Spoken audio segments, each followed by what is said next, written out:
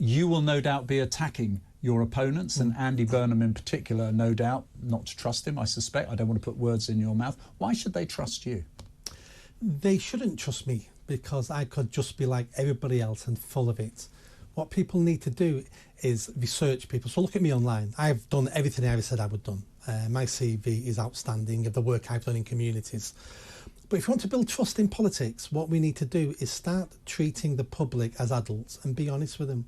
Even when we have to tell them things they don't want to hear, we just need to start being honest with the public. Okay, look, you are presenting yourself as a serious and substantive candidate.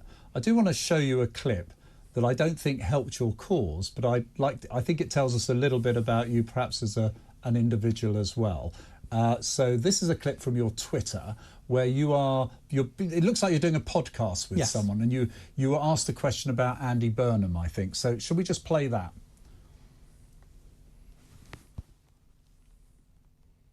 Unfortunately, we can't hear it. That's a shame. I always love technology. This game. So let me build the narrative now of what's happening. I know there's a lot of rivalry between Liverpool and Manchester. Yeah. I'm a Liverpool fan. LFC. I get it. I understand all of that. Both great cities.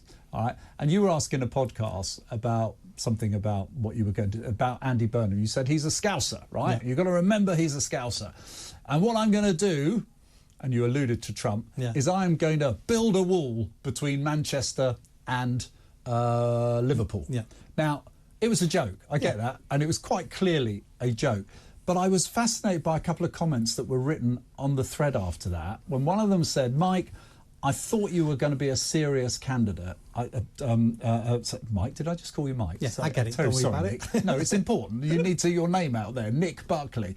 And it actually said, and it was basically saying, I thought you were a serious candidate, but I don't want to vote for a bloke who's funny down the pub.